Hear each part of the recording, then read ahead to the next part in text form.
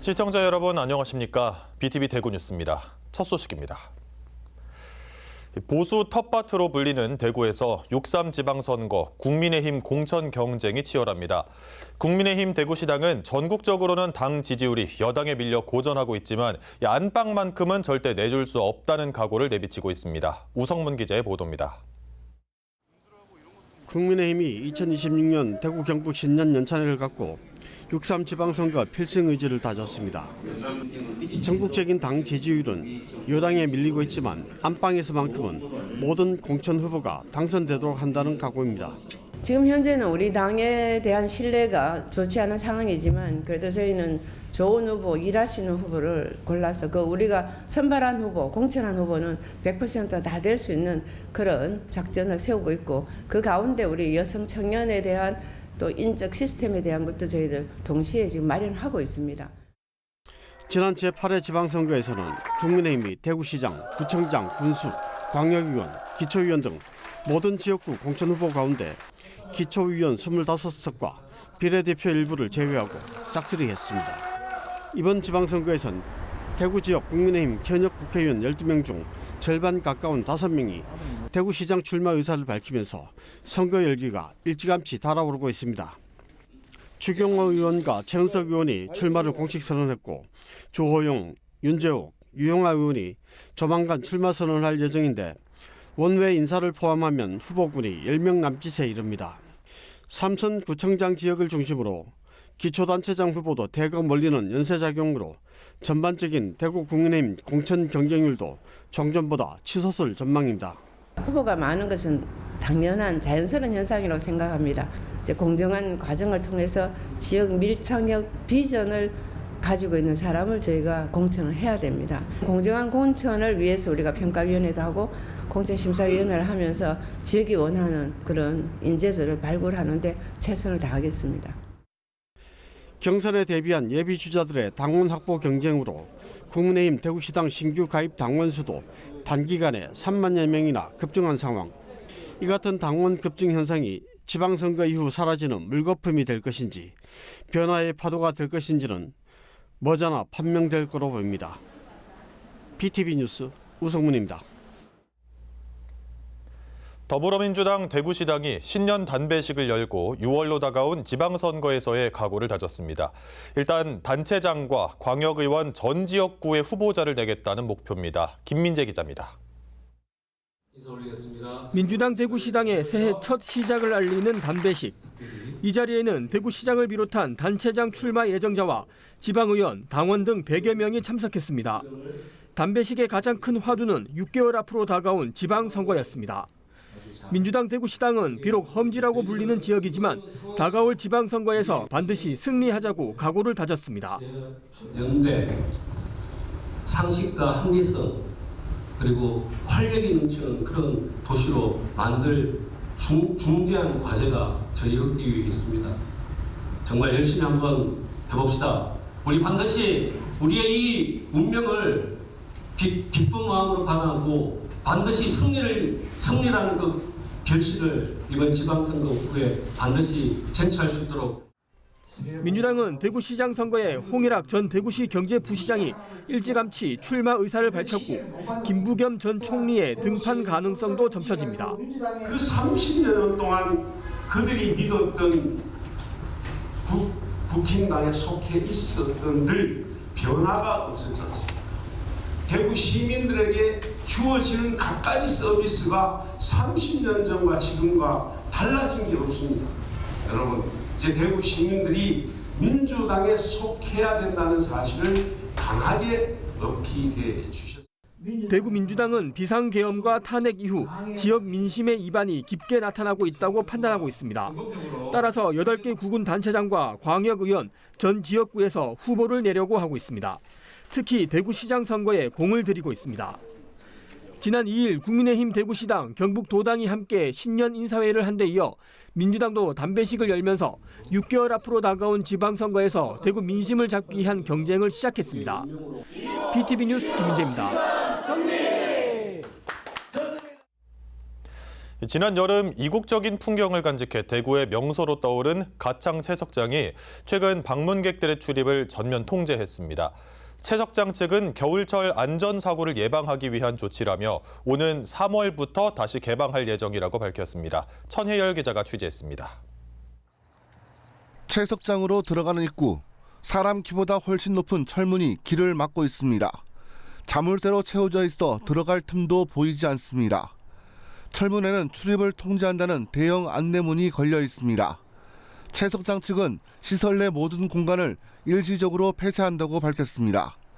통제 기간은 이달 1일부터 다음 달 28일까지입니다. 겨울철 강설과 미끄럼 등으로 인한 낙상 사고를 방지하기 위한 조치라고 설명했습니다. 출입이 통제되기 이틀 전에 촬영한 채석장의 모습입니다. 에메랄드빛 호수는 지난 여름 사람들에게 처음 알려질 때와 같이 그대로 보존돼 있습니다.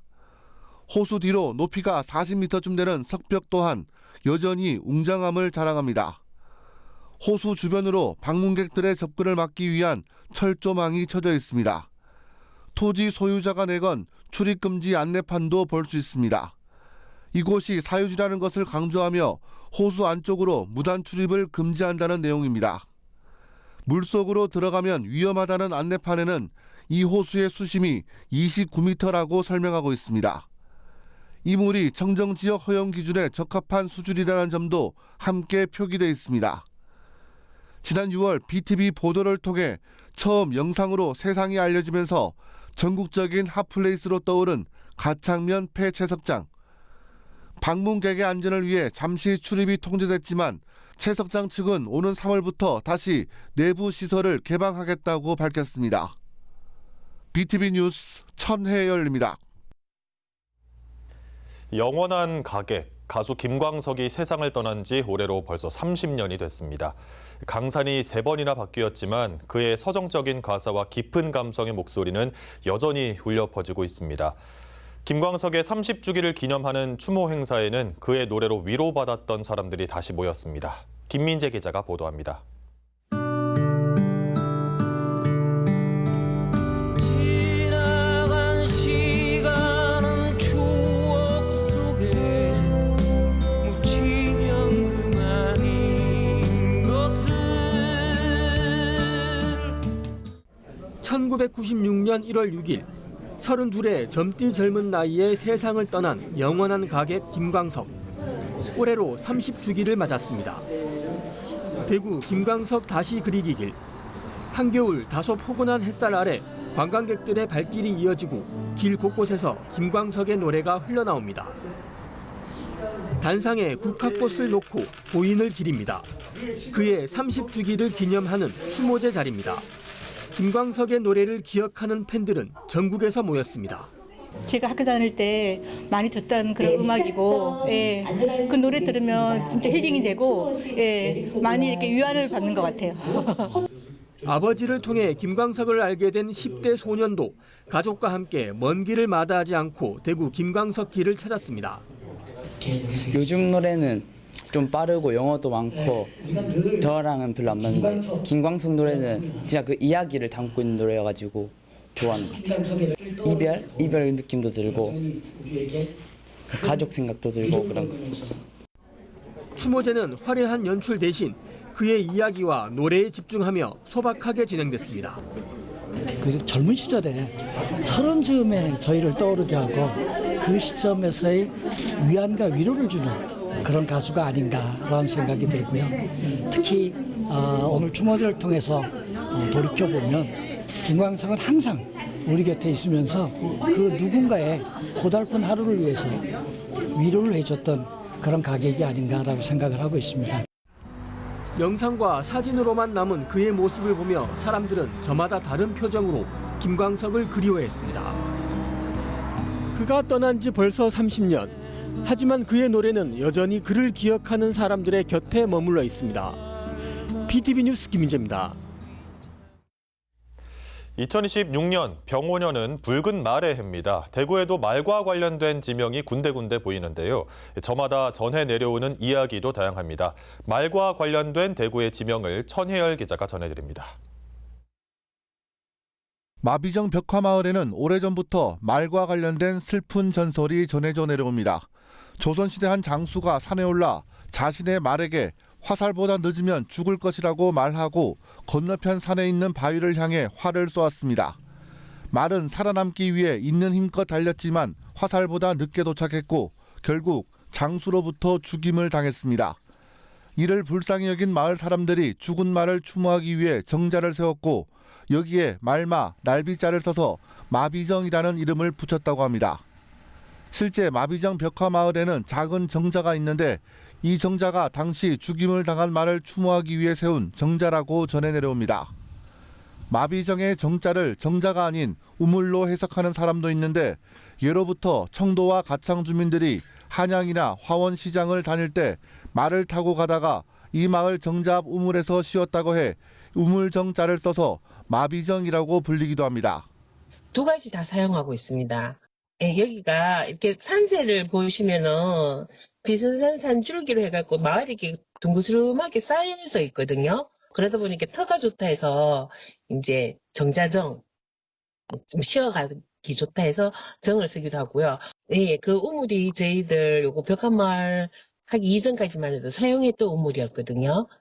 물맛이 너무 좋아서. 마천산은 달성군 다사읍과 합인면에 걸쳐 있는 해발 274m 정도 되는 산입니다. 목마른 말이 하천의 물을 마시는 모양의 산이라는 갈마 음숙 형국에서 유래된 것으로 알려져 있습니다. 총 산행 시간은 3시간 정도로 도시철도 2호선 문양역 개통 이후 가벼운 산행 코스로 각광을 받고 있습니다. 올해가 말레해라 가는데 마천산에 올라가가지고 말의 기운을 오래 받아가지고 건강 한번 살아보고 계십니다. 이외에도 말이 물을 마시고 지나던 하천이라는 뜻의 마천과 말을 기르던 들판이 있었다고 해서 붙여진 마전이라는 옛 지명이 있지만 최근에는 쓰이지 않는 것으로 전해집니다. BTV 뉴스 천혜열입니다.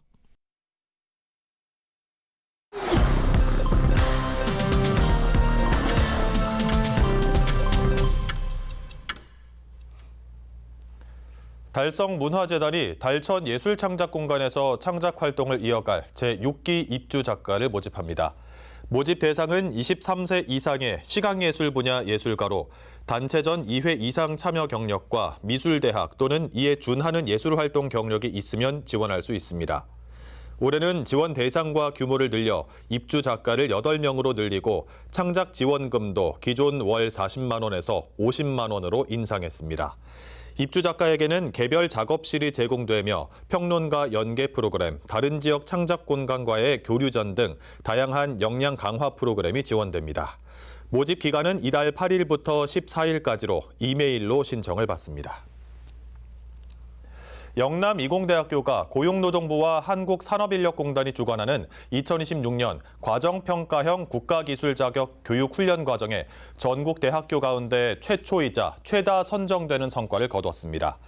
영남이공대는 이번 과정평가형 국가기술자격에 10개 학과가 참여했으며 신청한 21개 과정 모두 심사를 통과했습니다. 이에 따라 올해 입학생부터는 재학 중 이수하는 전공 교과목과 실습만으로 자격 취득 요건의 상당 부분을 충족할 수 있어 별도의 사교육 부담 없이 국가기술 자격 취득이 가능해졌습니다. 남구가 대구 지역 최초로 중위소득 150% 이하 임신 출산 가정을 대상으로 가사 서비스 이용료 지원 사업을 시행합니다. 가사 서비스 지원 신청은 오는 19일부터 주소지 동행정복지센터에 방문해 접수할 수 있습니다. 지원 대상자로 선정되면 먼저 본인 부담으로 가사 서비스를 이용한 후 증빙 서류를 제출하면 추후 본인 부담금을 실비로 지원받는 방식입니다. 자녀 수에 따라 8회에서 12회까지 차등 지원되며 회당 6만 5천 원 한도 내에서 가구당 최대 78만 원까지 지원됩니다.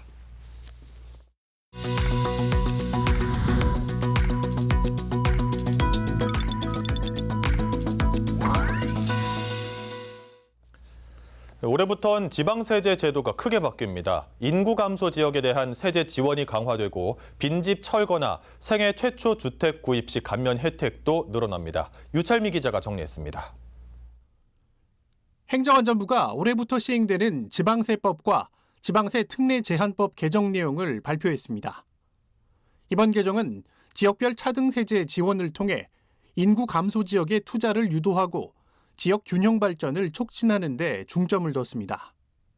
산업, 물류, 관광단지의 감면율은 수도권 10%, 비수도권 25%, 인구 감소 지역은 40%로 차등 적용됩니다.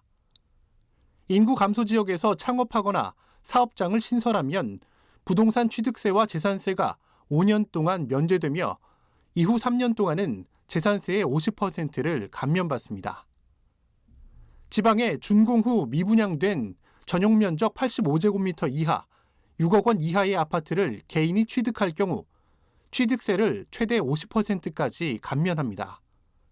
또 빈집을 철거하면 토지 재산세가 5년 동안 50% 감면되고 해당 부지에 주택을 신축하면 취득세도 최대 절반까지 줄어듭니다. 주거 안정을 위한 혜택도 늘어납니다. 생애 최초 주택 구입 시 취득세 전액 감면이 연장되며 특히 인구 감소 지역 내 감면 한도는 200만 원에서 300만 원으로 상향했습니다. 출산이나 양육 목적으로 주택을 구입할 때도 취득세를 500만 원 한도 내에서 전액 면제받을 수 있습니다.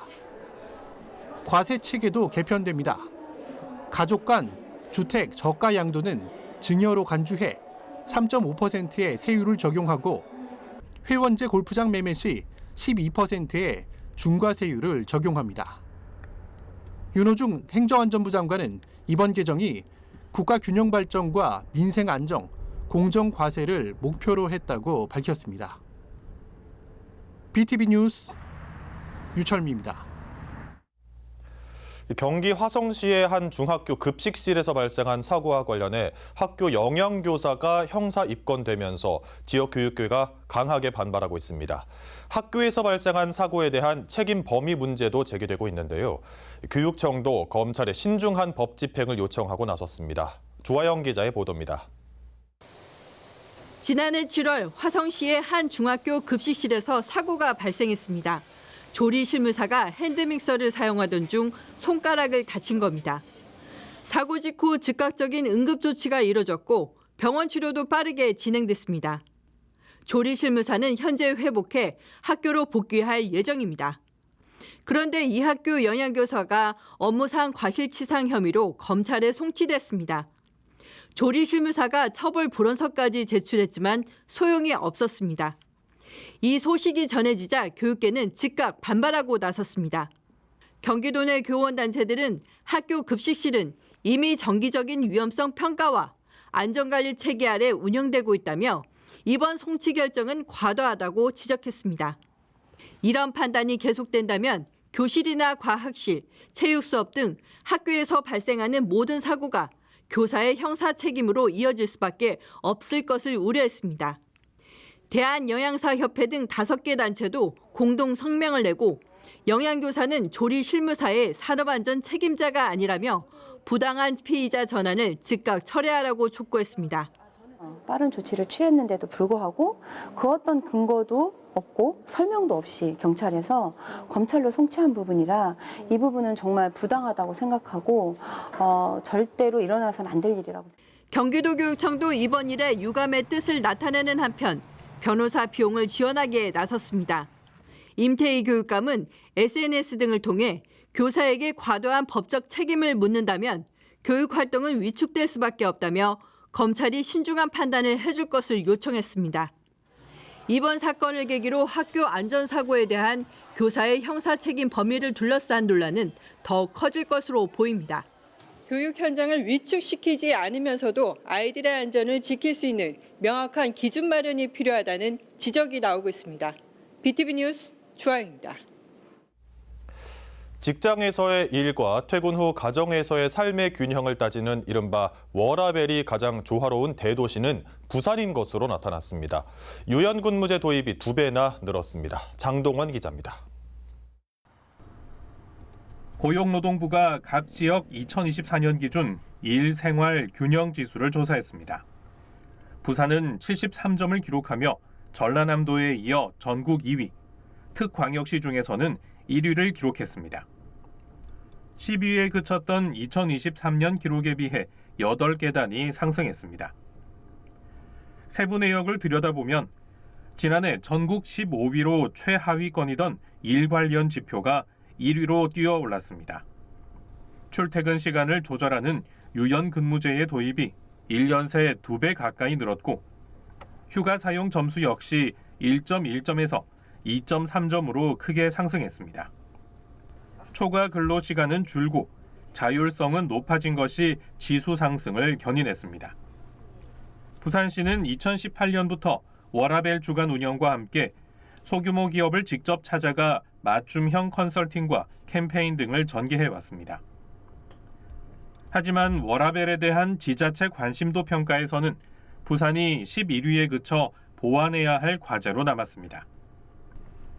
부산시는 올해 중소기업을 직접 방문해 정부 지원 사업을 연계하는 한편 워라벨 인증 기업에 대한 인센티브를 개발해 워라벨 문화를 더욱 확산해 나간다는 계획입니다.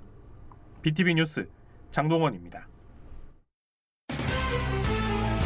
7국 경북대학교병원이 개원 15주년을 기념해 기념식을 개최했습니다. 이 병원은 2011년 개원 이후 1,300병상의 규모로 지역 최대 병원으로 성장했습니다.